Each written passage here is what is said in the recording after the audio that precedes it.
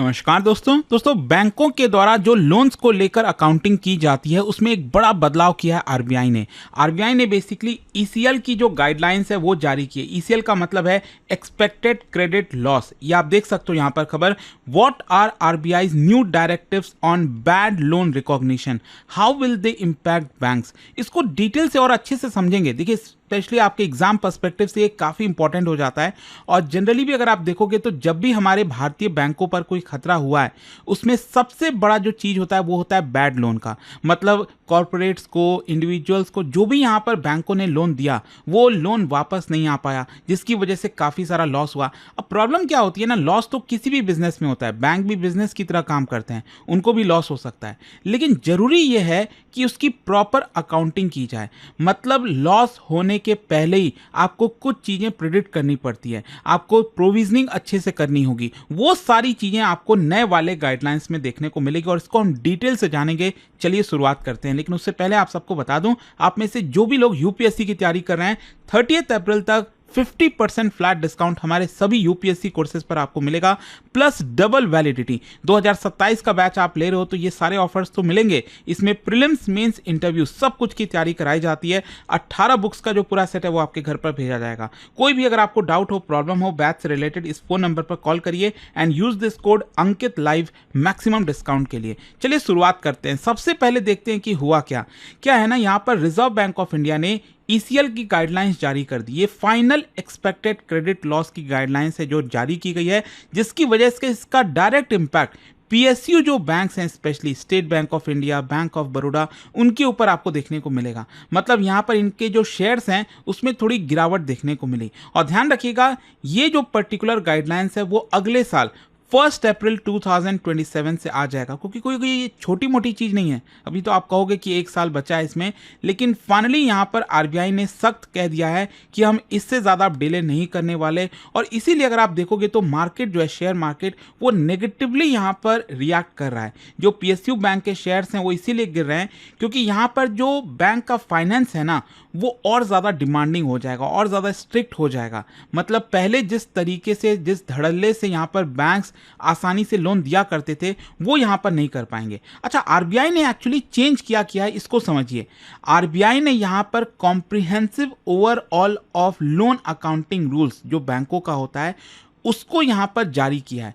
आपको मैं सिंपल शब्दों में अगर आप बताऊं तो क्या है ना कि जो 3 मेन पिलर्स होते हैं लोन से रिलेटेड उसको इंटीग्रेट कर दिया है। जैसे आप सभी ने एनपीए के बारे में सुना होगा, जिसको एसेट क्लासिफिकेशन कहते हैं। जैसे मान लो आपने कोई लोन लिया है, मान लीजिए आपने 10 लाख का लोन लिया, आप रेगुलर बेसिस पर लोन का पेमेंट करते जा रहे हैं, ईएमआई भरते जा रहे हैं।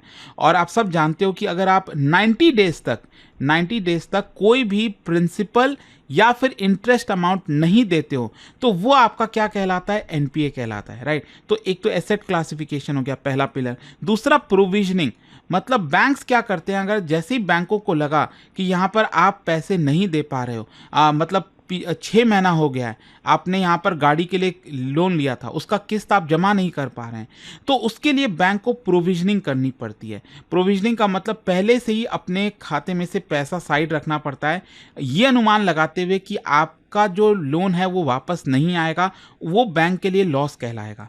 तो वो प्रोविजनिंग अलग से साइड करनी पड़ती है। जैसे मान लो अगर हर क्वार्टर का रिजल्ट आता है ना, तो बैंक का इस क्वार्टर का मान लो रिजल्ट आया 100 करोड़ का प्रॉफिट, तो बैंक क्या करेगा, इसमें से 5 करोड़ रुपए की प्रोविजनिंग कर देगा कि ये हम मान के चल रहे हैं लॉस होगा। तो एक्चुअल में प्रॉफिट कितना हुआ, 95 करोड़ की, समझ रहे हो। तो इसको प्रोविजनिंग कहा जाता है। इसके अलावा इनकम रिकॉग्निशन, मतलब जब बैंक जो है कब प्रॉफिट बुक कर सकता है, ये भी इंपॉर्टेंट है। क्या होता था पहले कि मान लीजिए अभी तो पैसा आया भी नहीं है, बैंक ने जिसको पैसा दिया था अभी वो पैसा वापस भी नहीं आया, उसके पहले ही बैंक मान के चल लेता था कि वो पैसा आ जाएगा, हम उसको प्रॉफिट मान के चलेंगे। तो ये सारी जो चीज़ें हैं इसको इंटीग्रेट किया गया है। मतलब अब क्या है ना, भारत और जो आरबीआई है वो ये चाहती है कि जो बैकवर्ड लुकिंग सिस्टम होता था इससे हटकर हम forward looking expected credit loss system की तरफ आगे बढ़ें। अब क्वेश्चन ये आता है कि इसमें क्या बदलाव किया जा रहा है। अच्छा, यहाँ पर ये रिफॉर्म नेसेसरी क्यों था समझिए। अभी तक सिस्टम क्या चलता था, अब इससे आपको चीजें समझ में आ जाएंगी कि ये जो नया ईसीएल गाइडलाइन है वो लाया क्यों गया है। क्या है कि अभी तक जो पूरा सिस्टम चलता था वो इनकर्ड लॉस मॉडल पर चलता था। जैसे मान लीजिए 90 दिन हो गए, अभी तक कोई पैसा बोरोवर ने लौटाया नहीं है, ठीक है, और उसके बावजूद भी अब पैसा नहीं लौटा रहा है 6 महीने बाद, साल भर बाद, तो एक्चुअल में जब लॉस होता है ना, जब डिफॉल्ट होता है, तब यहां पर बैंक्स प्रोविजनिंग करती हैं। लेकिन अब यहां पर क्या है, ये सब कुछ बदलने वाला है। जैसे फॉर एग्जांपल आपको याद होगा 2015 से लेकर 2018 के बीच में यहां पर ह्यूज लॉस हो रहा था, लेकिन वो चीज़ें सामने पहले दिखाई नहीं दे रही थी। वो तो बाद में चीज़ों को सामने रखा गया, बैंकों की जो अकाउंटिंग सिस्टम है उसको देखा गया और कहा गया कि भाई आपको ये बताना पड़ेगा कि आपका इतना लॉस हो रहा है। अब बैंकों को ये लगता था कि हम पहले ही एनपीए वगैरह शो कर देंगे, दिखा देंगे कि ये लोन्स डिफ़ॉल्ट हो रहे हैं, इसकी वजह से उनके शेयर्स के दाम गिर जाएंगे, तो इसीलिए कोई बैंक वो करना नहीं चाह रहा था। अब यहाँ पर सिस्टम बदलने वाला है। यहाँ पर आरबीआई ने नए ईसीएल बेस्ड प्रोविजनिंग लाए हैं जो कि ग्लोबल जो स्टैंडर्ड होता है ना, अकाउंटिंग स्टैंडर्ड, उसके बेसिस पर चलेगा। मेन आइडिया ये है कि बैंक्स को अब फ्यूचर के लॉसेस अभी से प्रिडिक्ट करने पड़ेंगे। समझिए, अभी तक क्या हो रहा था कि जब लॉस हो रहा था बैंक को, तब बैंक प्रोविजनिंग कर रही थी, उसको लॉस को मान रही थी। लेकिन अब आरबीआई इस वाले नए सिस्टम के तहत यहां पर बैंकों को यह कह रहा है कि आपको अभी से प्रिडिक्ट करना होगा। मान लो बैंक ने किसी को गाड़ी दिया, लोन पर दिया गाड़ी को, ठीक है, अब बैंक को पहले ही मान के चलना पड़ेगा मैंने जिस पर्सन को ये लोन दिया है, क्या उसकी प्रोबेबिलिटी क्या है। मान लो अगर कोई गरीब व्यक्ति है तो हो सकता है प्रोबेबिलिटी ज़्यादा हो कि शायद वो पैसा नहीं लौटा पाएगा। मान लो कोई ऐसा व्यक्ति है जो आईटी में काम कर रहा है, अब तो आईटी भी सुरक्षित नहीं है वैसे तो, मान लो एआई या फिर किसी और कंपनी में काम कर रहा है, और तो कंपनी को भरोसा होगा ना कि यार उसकी तो नौकरी पक्की है, वो पैसा लौटा देगा, तो उसकी प्रोबेबिलिटी मतलब डिफ़ॉल्ट करने की कम हो जाएगी। तो जिसकी प्रोबेबिलिटी यहाँ पर ज़्यादा है डिफ़ॉल्ट करने की, उसका यहाँ पर ज़्यादा प्रोविजनिंग करना पड़ेगा। आप समझ रहे हो। तो बैंक को फ्यूचर के लॉसेस को अभी से प्रिडिक्ट करना है, और ये 3 स्टेजेज में चलेगा। मैं आपको बताता हूं। सबसे पहला है परफॉर्मिंग लोन, जो नॉर्मल लोन्स होते हैं ना, जिसमें अभी तक कोई खतरा नहीं आया, मतलब बैंक ने किसी को लोन दिया था और हर महीने की किस्त आती रह जा रही है, ठीक है, कोई प्रॉब्लम नहीं है। लेकिन मान लो फिर भी इकोनॉमी अच्छी हालत में नहीं, अचानक से वॉर स्टार्ट हो गया कहीं दुनिया में, और उस वॉर की वजह से हो सकता है उस पर्सन की नौकरी चली जाए। मतलब देखो, समझो, पहला वाला ये जो परफॉर्मिंग लोन्स है ना, इसमें कोई डिफॉल्ट नहीं हुआ है अभी तक, सब कुछ नॉर्मल चल रहा है, लेकिन जस्ट ये मानकर चला जा रहा है कि आगे आने वाले कुछ समय में इश्यूज हो सकते हैं। तो उस केस में वो वाले लोन पर अगले 12 महीने का एक्सपेक्टेड लॉस कैलकुलेट करना पड़ेगा बैंक को। मैं आपको ये एक बड़े अच्छे एग्जांपल से समझाता हूं। मान लो हम एक कंपनी का नाम लेते हैं, इन्फोसिस, ठीक है। इन्फोसिस को एक बैंक ने 100 करोड़ रुपए का उधार दिया था, मान के चलिए। अब इन्फोसिस तो इतनी बड़ी कंपनी है, कभी डिफॉल्ट नहीं करेगी, सब कुछ अच्छा चल रहा है, ठीक है, हर महीने जो किस्त आनी चाहिए इन्फोसिस से वो आती रहती है। लेकिन अब आ गया अचानक से एआई का जमाना, यूएस से जो ऑर्डर्स वगैरह इन्फोसिस को मिलते थे अब वो कम होने वाले हैं। ये देख रहा है ना, सबको दिख रहा है ये चीज। तो अभी तक तो इन्फोसिस से कोई प्रॉब्लम नहीं थी, हर साल बैंक को 10 करोड़ रुपए का प्रॉफिट होता था इन्फोसिस से। यहाँ पर बैंक इन्फोसिस जो है ये पैसा देता था, तो इसकी वजह से क्या था, अभी तक कोई दिक्कत नहीं थी। लेकिन जैसे ही एआई वगैरह का गेम आ गया, यहां पर खतरा हो गया कि कुछ तो दिक्कत हो सकती है। तो इस केस में, मतलब ये लोन अभी भी नॉर्मल लोन है, लेकिन इस केस में उसको बैंक को 12 महीने का एक्सपेक्टेड लॉस कैलकुलेट करना पड़ेगा कि 10 करोड़ का प्रॉफिट हो सकता था, लेकिन हो सकता है इसमें से 2 करोड़ का लॉस हो जाए बैंक को, तो उसकी प्रोविजनिंग अलग से करनी होगी। आप समझ रहे हो कि एक तो ये वाला कैटेगरी हो गया। दूसरा एक लोन का कैटेगरी है, जैसे मान लो यहां पर अभी तक वो एनपीए नहीं हुआ है, मतलब 90 डेज अभी तक नहीं हुआ है, क्योंकि एनपीए कब कहलाता है, जब 90 डेज तक कोई प्रिंसिपल या फिर इंटरेस्ट अमाउंट नहीं मिलता है बैंक को, ठीक है।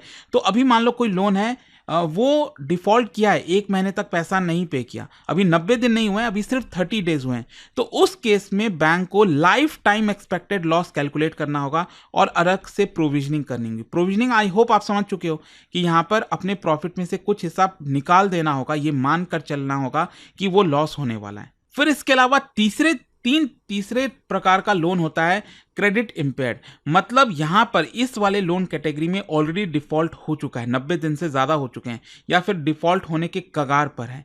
तो उस केस में बैंक को फुल लाइफ टाइम लॉस की प्रोविजनिंग करनी होगी।